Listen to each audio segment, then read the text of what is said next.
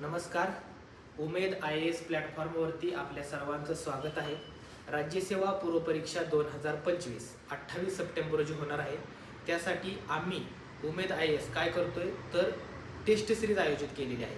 ते टेस्ट सिरीजची जी पहिली taste series झालेली आहे त्या पहिल्या टेस्ट सिरीजचं एक्सप्लेनेशन आम्ही तुम्हाला देत आहोत.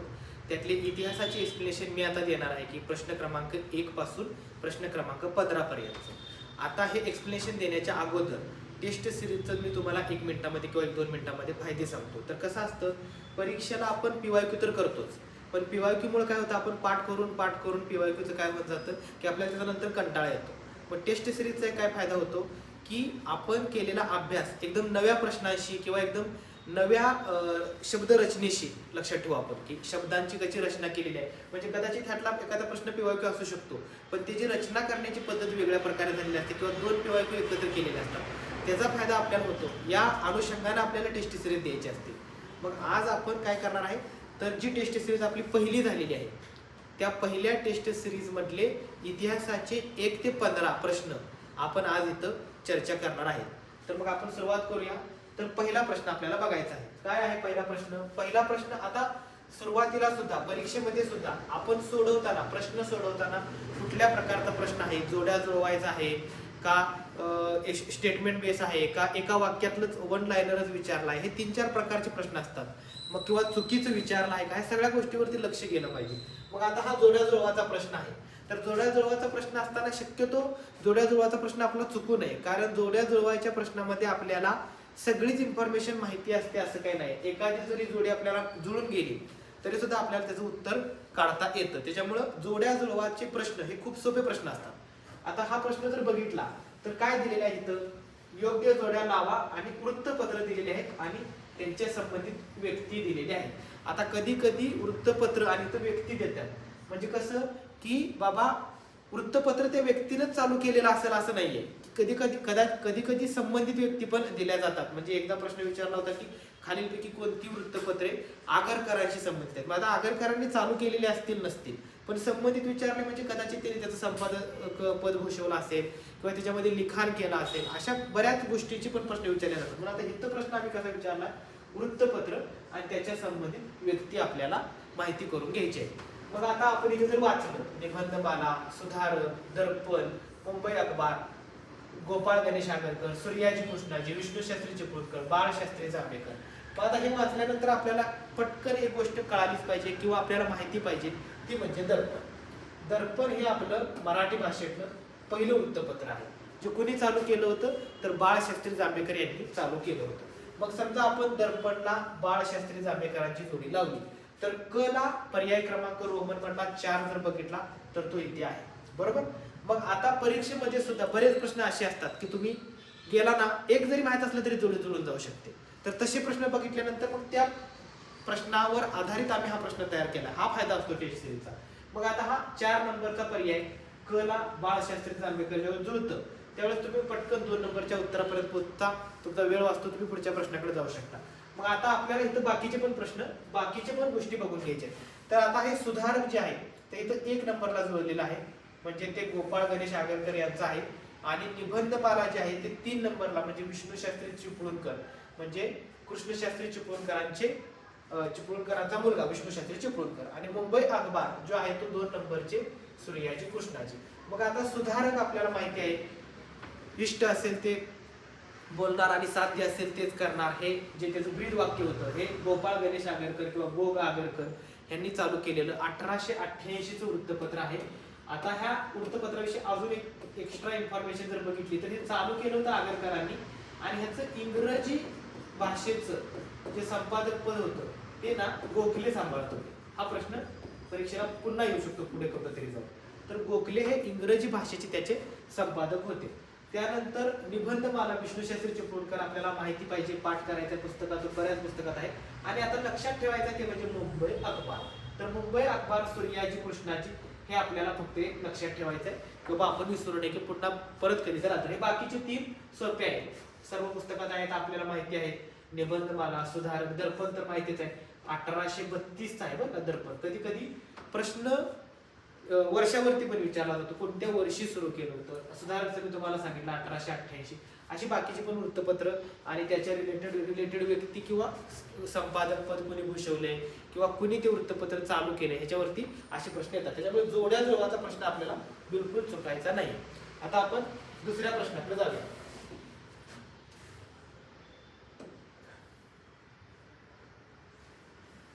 काय आहे दुसरा प्रश्न? सिंधू संस्कृतीच्या रिलेटेड आपल्याला हा प्रश्न विचारलेला आहे. आता बघा, सर्वात महत्वाचं म्हणजे आपलं एक गोष्ट रूल आपल्याला फॉलो करायचा आहे, नियम. तो म्हणजे सुरुवातीला काय विचारलं आहे ते बघणे. सिंधू संस्कृतीच्या काळातील धर्मविषयक समजुतीबाबत खालीलपैकी कोणते विधान बरोबर नाही? हे चुकायचं नाही. नाही विचारले, बरोबर नाही विचारले का बरोबर आहे विचारले, हे चुकायचं नाही. नाहीतर सगळं यायचं आणि ते प्रश्नच वाचायला चुकायचा, मग त्याला काय अर्थ उरणार नाही. तर बरोबर नाही हे विचारलेलं आहे आपल्याला, बरोबर. मग आता आपण सर्वात पहिला बरोबर नाही जे बघतो त्याच्यावेळेस कसं आहे, अ ब क, फक्त ड, ब क ड आणि अ ड असे ऑप्शन पहिल्यांदा बघून घ्यायचे, ज्यावेळेस आपल्याला चुकीचं विचारलं जातं. का तर पर्यवेक्षकाच्या मनात किंवा त्यानं पेपर सेट करताना सगळीच्या सगळी विधान चुकीची देईल किंवा मॅक्झिमम विधान चुकीची देईल हा अप्रोच त्यानं ठेवलेला नसतो. हे 100% खरं होईल असं नाहीये, पण 99% तरी तो हा विचार करतो की बाबा कमीत कमी विधान चुकीची देऊ, जास्तीत जास्त विधान आपण बरोबर देण्याचा प्रयत्न करू. तुम्ही पाठीमागची जर पीवायक्यू अनालिसिस केलं तर तुम्हाला ही गोष्ट जाणवते. मग आता त्या बेसिसवरती हा प्रश्न काढलेला आहे की काय, तर कोणतं विधान बरोबर नाही हे विचारलेलं आहे. आता अ ब क ब क ड अ ड आणि फक्त ड नुसतं वाचून घेतलं आपल्याला, म्हणजे आपल्याला कळालं की बाबा सर्व विधान चुकीचे असणार नाहीये, का तर मॅक्झिमम विधान ही बरोबर देण्याचा प्रयत्न केला जातो. मग आता आपण विधान वाचू. काय आहे, त्या काळी मातृदेवतांची पूजा केली जात होती सिंधू संस्कृतीच्या काळामध्ये. त्या काळात वृक्ष पूजा प्रचलित होती. तेथील लोक पशुपती शिवाची पूजा करत होते आणि तेथील लोक इंद्रदेवतेची उपासना करत होते. आता प्राचीन भारतावरती हा प्रश्न विचारल्यानंतर आपल्याला प्राचीन भारताचा अभ्यास करताना आपण जर पाठीमागचे प्रश्न बघितले तर आपल्याला इतकं माहिती होऊन जातं की सिंधू संस्कृती किंवा हडप्पा संस्कृती आणि त्याच्यानंतर येणारी वैदिक संस्कृती याच्यावरती जास्तीत जास्त प्रश्न विचारले जातात. मग आपल्याला इंद्रदेवतेची उपासना किंवा इंद्र हा देव म्हटलं की आपल्याला लगेच काय आठवलं पाहिजे, वैदिक काळ आठवला पाहिजे, बरोबर. हा वैदिक काळातला देव आहे आणि वैदिक काळातले लोक इंद्रदेवतेची उपासना करत होते आणि विचारताना त्यांनी सिंधू संस्कृतीचं विचारलं. म्हणजे हे विधान ड विधान चुकीचं आहे. मग ड विधान चुकीचे असणारे ऑप्शन बघा, इथे आहे, इथे आहे आणि इथे सुद्धा आहे. पण हे जर बाकीची बघायला गेली तर सिंधू संस्कृतीच्या काळामध्ये ही मातृदेवतांची वृक्षपूजा आणि तेथील लोक पशुपती शिवाची पूजा ही तिन्ही विधानं जी आहेत ती सिंधू संस्कृतीचे रिलेटेड आहे. सिंधू संस्कृतीचे लोक वृक्षपूजा करायचे, पशुपती शिवाची तर तिथं मूर्तीच त्यांना सापडलेली आहे पुतळा टाईप सारखी. त्याच्यामुळे ही बाकीची विधानं सगळी सिंधू संस्कृतीच्या रिलेटेड बरोबर आहेत. आणि ड हे विधान जे आहे हे वैदिक काळातल्या रिलेटेड असल्यामुळे हे विधान सिंधू संस्कृतीला येणार नाही, त्याच्यामुळे ते विधान चुकीचं आहे. म्हणजे फक्त ड हा पर्याय करेक्ट असणार आहे. आणि आपण सांगितल्याप्रमाणे किंवा परीक्षेचा आतापर्यंतचा जर पॅटर्न बघितला तर कमीत कमी विधान चुकीची या अर्थानं फक्त ड विधान चुकीचं असणार आहे. ठीक आहे. आता आपण पुढच्या प्रश्नाला जाऊ. 3 नंबरचा प्रश्न.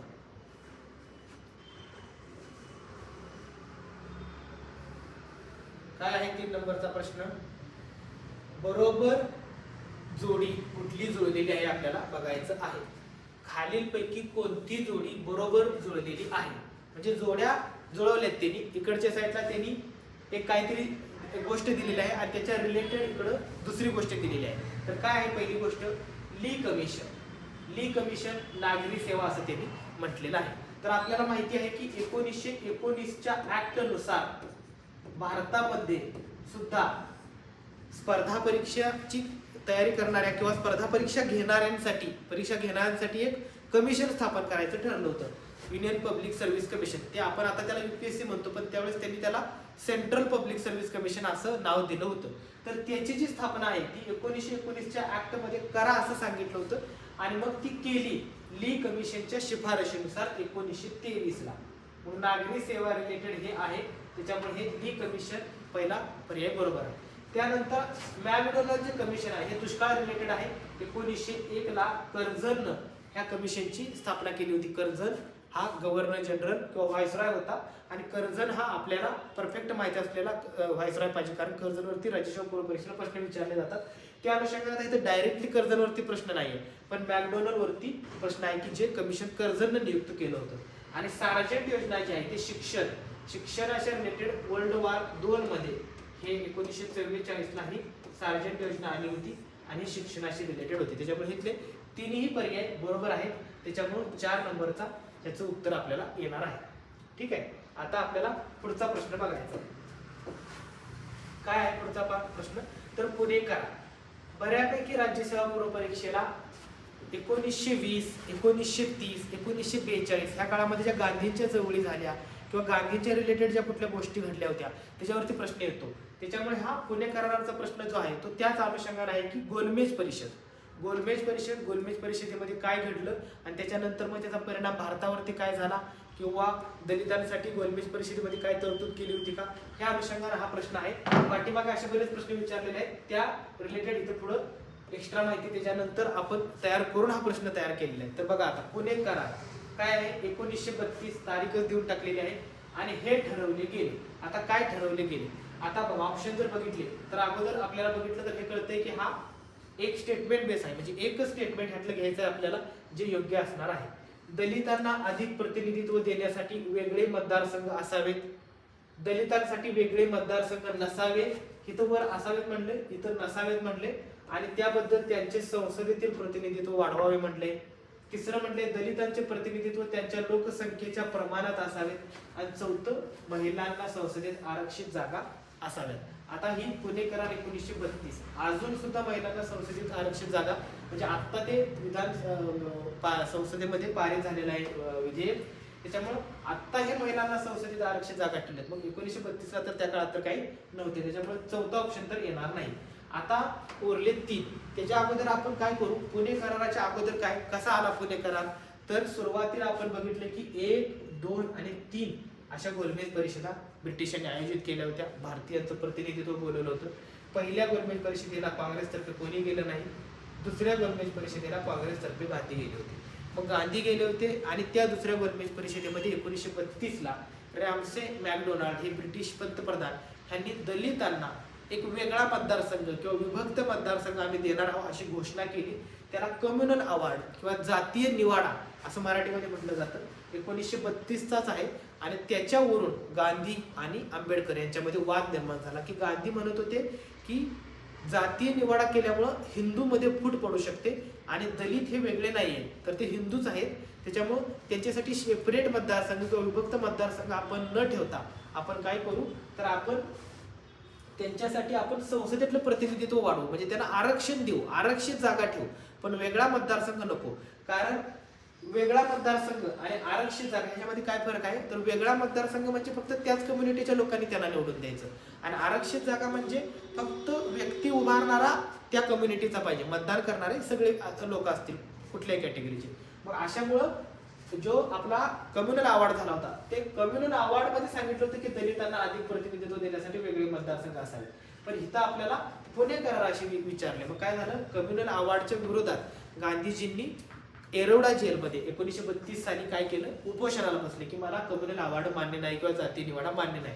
मग शेवटी आंबेडकर आले आणि गांधी आणि आंबेडकर यांच्यामध्ये हा पुणे करार झालेला आहे 32 ला, आणि त्याच्यानुसार दलितांना वेगळे मतदारसंघ नसावेत तर संसदेचं प्रतिनिधित्व वाढवावं असं ठरलेलं आहे। त्याच्यामुळे पर्याय क्रमांक 2 येणार आहे, पर्याय क्रमांक 1 येणार नाही। पर्याय क्रमांक 1 हे जातीय निवाड्याचं आहे, आणि ह्या जातीय निवाड्याचा नंतरची गोष्ट आहे या पुणे करार, आणि हे तिसरं तर चुकीचंच आहे, चौथं आणि तिसरं चुकीचंच आहे। 1 आणि 2 मध्ये कन्फ्युजन व्हायचं नाही, वरचं जातीय निवाड्याचं खालचं पुणे कराराचं आहे।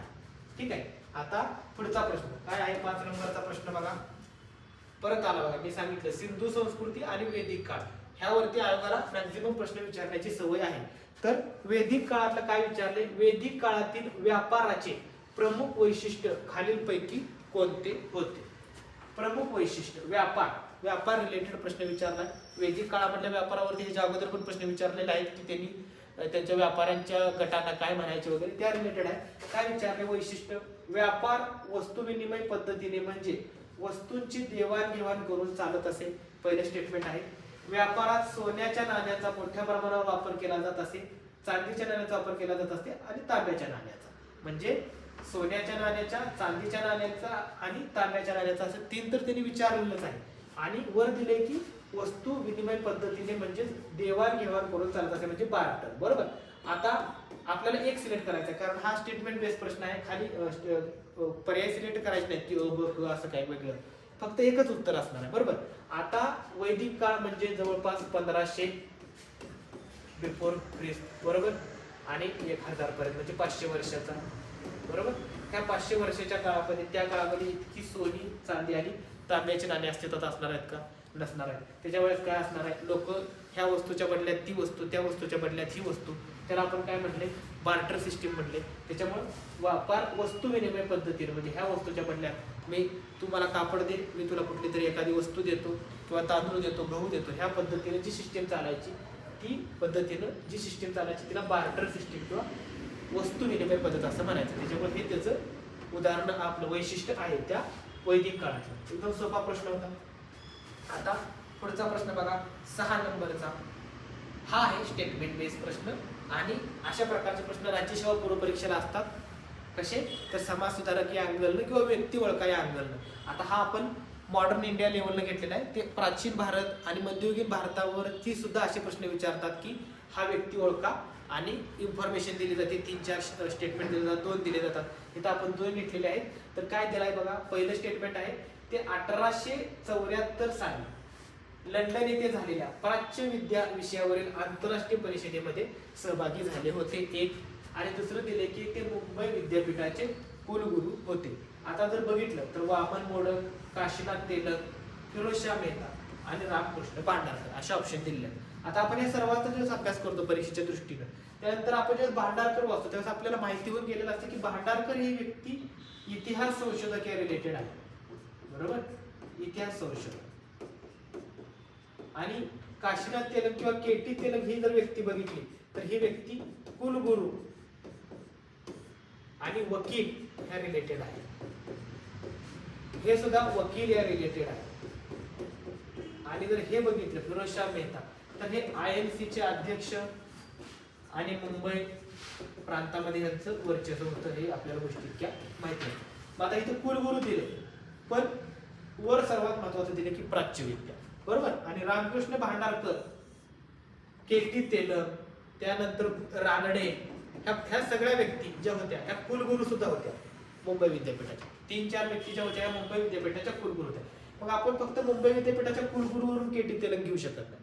का तर हे वरचं जे स्टेटमेंट आहे आंतरराष्ट्रीय परिषदेमध्ये ते सहभागी झाले होते, जे इतिहास रिलेटेड आहे, त्याच्यावर आपण रामकृष्ण भांडारकर हे उत्तर घ्यायचं आहे. बाकीच्या सुद्धा 3-4 व्यक्ती आपल्याला इथंच 3 झाल्या, भांडारकर, केटी तेलक, रानडे, हे सुद्धा मुंबई विद्यापीठाचे कुलगुरू राहिलेले आहेत. त्याच्यामुळे हा पण प्रश्न फक्त आपल्याला बेसिक इन्फॉर्मेशन ह्या व्यक्तींची माहिती असेल तरी सुद्धा सुटू शकतो.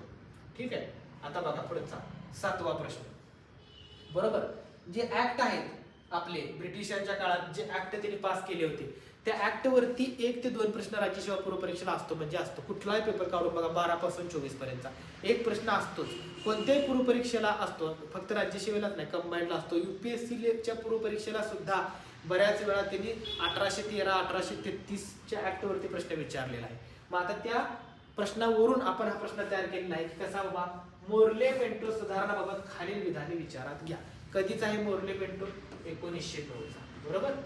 एक गव्हर्नर जनरल, एक भारत मंत्री, म्हणजे एक भारत मंत्री आणि एक व्हाईसरॉय. बरोबर. गव्हर्नर जनरल म्हणायचं नाही, कारण गव्हर्नर जनरल 1858 नंतर बंद झालं, त्याला व्हाईसरॉय म्हणायचे. मग आता काय दिले पहिले स्टेटमेंट, याने केंद्रीय विधान परिषदेत अधिकृत बहुमत कायम ठेवले, परंतु प्रांतिक विधान परिषदांना अशासकीय बहुमत मिळवून दिले.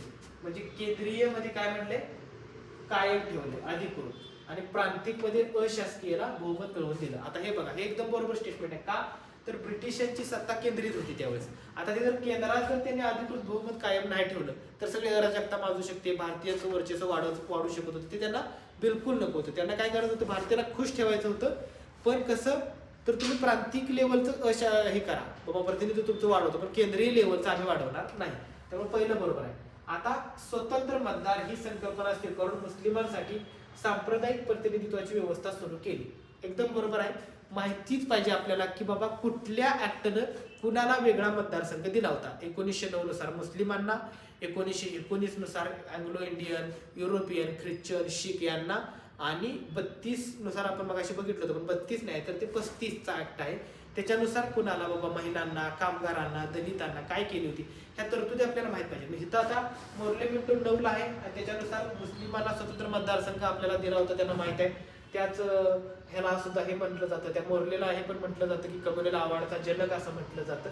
त्याच्यामुळे हे विधान आपल्याला बरोबर घ्यायचं आहे. याने मालमत्ता, कर आणि शिक्षणाच्या आधारावर मर्यादित संख्येने लोकांना मताधिकार दिले.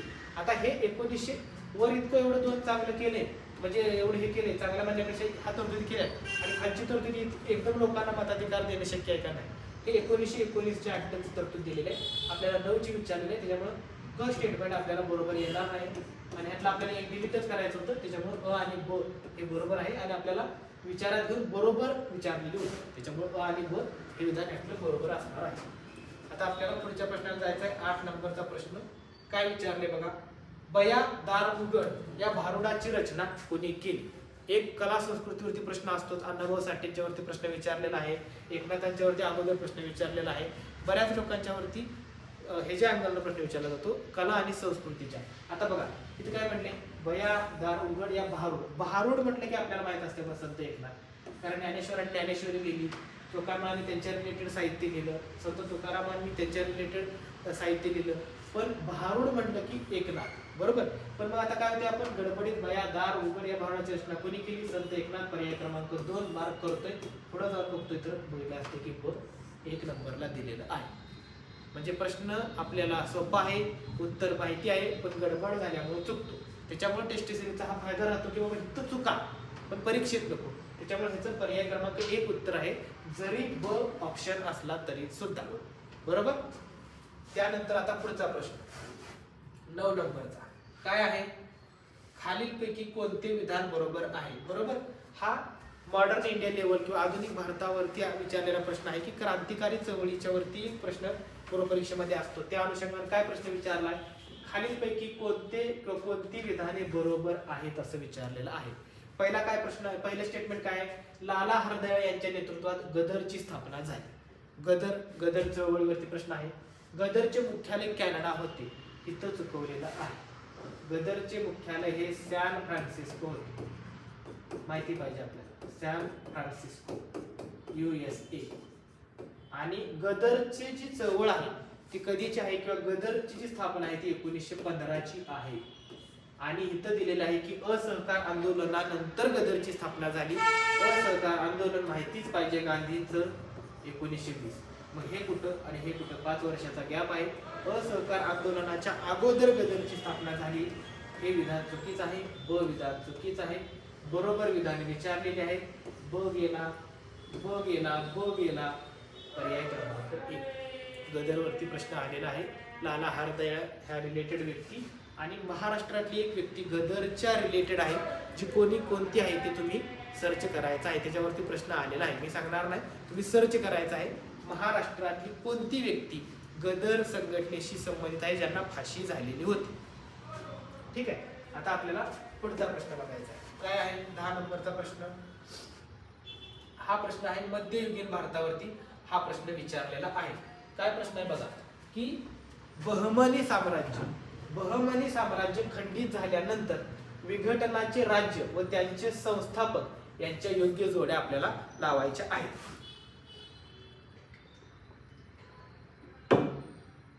बहमनी साम्राज्य जे मध्ययुगीन भारतामध्ये होतं, ज्यावेळेस मोहम्मद बिन तुघलक हा दिल्लीवरती राज्य करत होता, त्यावेळेस 1348 साली दक्षिण भारतामध्ये म्हणजे डेक्कन या भागामध्ये, दक्षिण भारतामध्ये हसन गंगू, बहमनी हसन गंगू या व्यक्तीनं त्या बहमनी साम्राज्याची स्थापना केली होती.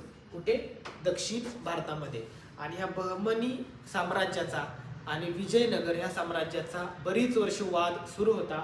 आणि मग नंतर काय झालं तर ह्या बहमनी साम्राज्याचं विखंडन झालं किंवा ती राज्य फुटली आणि त्याच्यापासून 5 नवीन राज्य अस्तित्वात आली. त्यातली इथे 4 दिलेली आहे आणि त्यांच्या राजांच्या जोड्यात दिलेल्या आहेत. मग आपल्याला बाकी काय माहिती असो अगर नसो, आपल्याला विजापूरची आदिलशाही माहिती आहे की नाही? विजापूरची आदिलशाही आपल्याला माहिती आहे की नाही? मग विजापूरची आदिलशाही आपल्याला माहिती पाहिजे. शिवाजी महाराज यांच्या काळामध्ये आदिलशाही होता आणि त्यांचा आणि शिवाजी महाराजांचं बरोबर साम्राज्यावरून वाद होता. तर मग बचं एक जर बघायला गेलं तर आपल्याला 2 पर्याय मिळून जातात, म्हणजे 2 तर बाबा कटले. आता गोवळकोंड्याची कुतुबशाही, गोवळकोंड्याची कुतुबशाही बघा इथे 4 कच 4. आणि त्याच्यावरून पण भारी बघा, हे बघा बिदर, बिदरचं बघा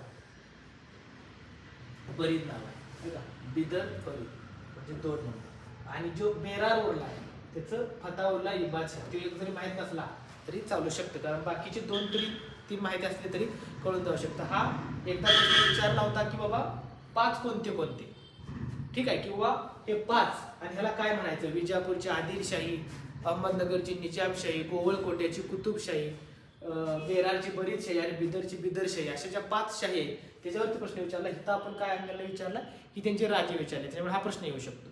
अशा प्रकारे आपल्याला हा प्रश्न सोडवायचा होता की राजे आणि त्यांची ती साम्राज्य खंडित झालं बहमनीचं.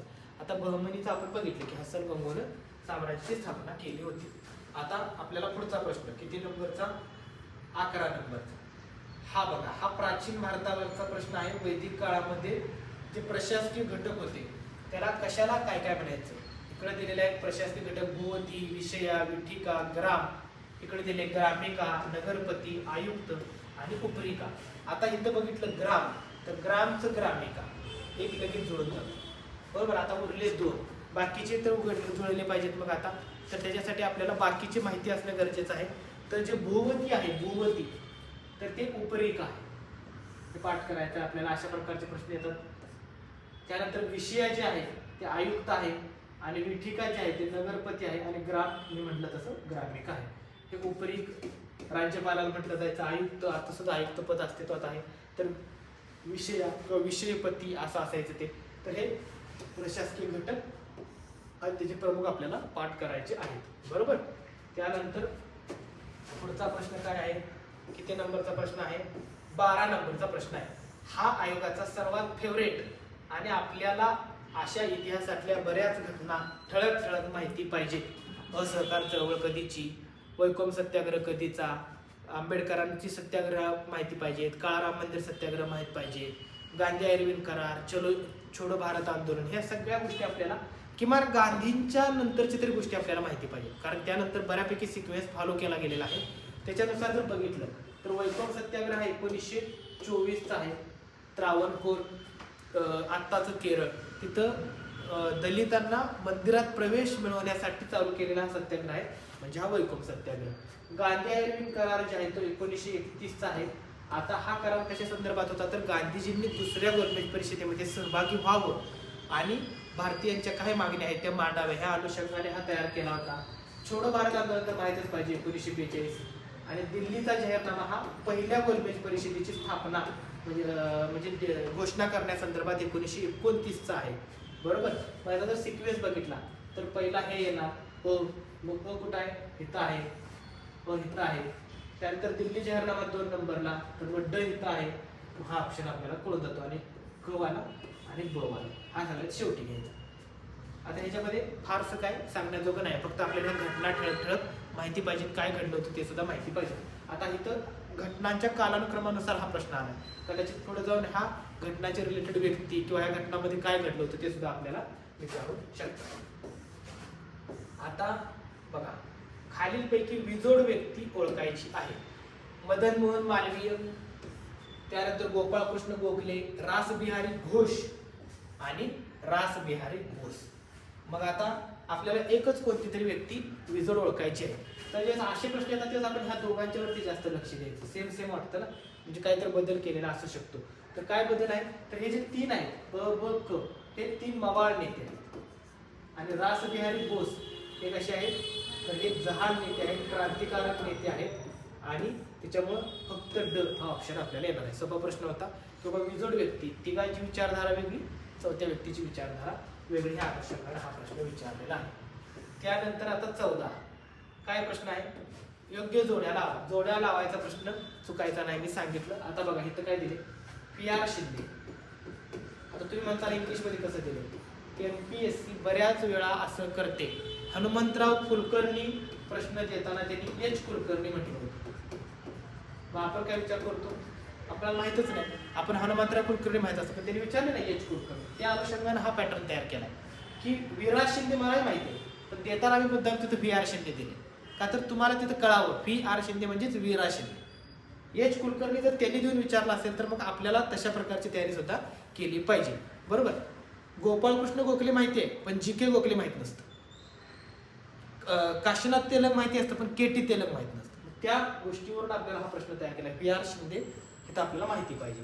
तर आपल्याला VR शिंदेचं डिप्रेस क्लास सोसायटी म्हणजे विराज शिंदे नाही, आपल्याला हे वाचायचं आहे. Depress class mission society, Bahujan Samaj, depress class welfare संस्था आणि न्याय चळवळ किंवा जस्टिस मुवमेंट. तर आपल्याला हे जस्टिस मुवमेंट बघा तमिळनाडूमध्ये CN मुडलियार यांनी चालू केली. मग हे एक आपल्याला माहित झालं. त्यानंतर हे डिप्रेस क्लास मिशन जे आहे ते विराज शिंदेचं आहे, तर 3 नंबरचं माहित झालं. मग आता आंबेडकरांचं डिप्रेस क्लास वेलफेअर संस्था आहे ते 2 नंबरला, कचं 2 आणि बहुजन समाजाचं मुकुंदराव पाटील 4 नंबरचं. तर एक मिनिट थांबा, कुठं चुकायले, न्याय चळवळ CN मुडलियार यांचा आहे. एक मिनिट थांबा, न्याय चळवळ जे आहे हे बघा, depressed class mission society VR Shinde, Bahujan Samaj Mukundrao Patil, depressed class welfare संस्था BR आंबेडकर आणि न्याय चळवळ CN मुडलियार. इथं गडबड झाली. इथं एक घेतलं तर इकडे यायलाच नाही पाहिजे होतं. इथं आणि इथं चेक करायला पाहिजे होतं. ह्या दोन्हीपैकीच एक होतं, तर हे असं आहे 3 नंबर. म्हणजे पर्याय बघायला चुकलं, प्रश्न चुकलेला नाही. ठीक आहे, हे लक्षात ठेवा. जस्टिस मुवमेंट CN मुडलियार यांचे आहे तमिळनाडूमध्ये. ठीक आहे. आता पुढचा प्रश्न आणि शेवटचा प्रश्न. काय आहे शेवटचा प्रश्न? हा सोपा प्रश्न आहे, फक्त वाढीव डाटा दिलेला आहे. GMPSCचा उद्देश असतो की उगाच वेळ खात बसावं मुलांनी. सगळ्यात पहिला ऑप्शन बघा, म्हणजे स्टेटमेंट एवढं दिल्यात, क, त्यानंतर बकड आणि वरील सर्व असे सगळे ऑप्शन दिलेले आहेत, वरील सर्व वगैरे. मग आता हे जे आपण बघतो तर स्टेटमेंट बघा काय आहे. 1793 मध्ये लॉर्ड कॉर्नवालिसची जमीन समझोता प्रणाली व्यवस्था अस्तित्वात आल्यानंतर वाढत्या खटल्यांची प्रवृत्ती दिसून आली. खालीलपैकी कोणत्या तरतुदी याला कारणीभूत ठरल्या? का बाबा वाढते खटले वाढले, का बाबा काय अशी तरतूद केली होती किंवा लॉर्ड कॉर्नवालिसने की ज्याच्यामुळे लोकांची कोर्टाकडे जाण्याचा ओढ वाढला होता? तर बघा, कोर्ट फी काढून टाकण्यात आली होती आणि कोणीही कोणालाही सहजपणे न्यायालयात खेचू शकत होते. हे कारण असू शकते. तर कोणी कोणालाही न्यायालयात पुरवत असेल तर 100% खटल्याची प्रवृत्ती वाढणार. अपील करण्याच्या अधिकाराचा विस्तार करण्यात आला होता. जर अपील तुम्हाला बऱ्याच ठिकाणी करता येत असेल, कोर्टांची संख्या, केस करण्याची संख्या वाढणार. सामान्य लोक, सरकारी कर्मचारी ते पण भारतीय, चुकल्यास त्यांच्यावर खटला भरू शकत होते. जर खटला भरू शकत असतील भारतीय लोक सामान्य, तर 100% केसेसची संख्या वाढणार. ईस्ट इंडिया कंपनीला जमीनदारांचा अधिपती बनवले. आता ह्याचा काय संबंधच येत नाही. ईस्ट इंडिया कंपनी आणि जमीनदाराचा अधिपती, त्याच्यामुळे केसेसची संख्या वाढण्याचा प्रश्नच येत नाही. त्यामुळे ड विधान येणार नाही, ड गेलं आणि इथलं पण ड गेलं. आता अ, ब आणि क पण घ्यायचा, कारण सामान्य लोकांना अधिकार दिला होता की भारतीय कर्मचाऱ्यांच्यावर चुकला तर खटले दाखल करा. त्यामुळे अ, ब, क हे याचं योग्य उत्तर असणार आहे. आणि ह्यामुळं 15व्या प्रश्नाचं उत्तर 3 आहे. अशा प्रकारे आपण 15च्या 15 प्रश्न काय केलेले आहेत, बघितलेले आहेत. आणि मग आपण आता नंतर उर्वरित येणाऱ्या सगळ्या बाकीच्या टेस्ट सिरीजचे सुद्धा एक्सप्लेनेशन अशाच प्रकारे घेणार आहे.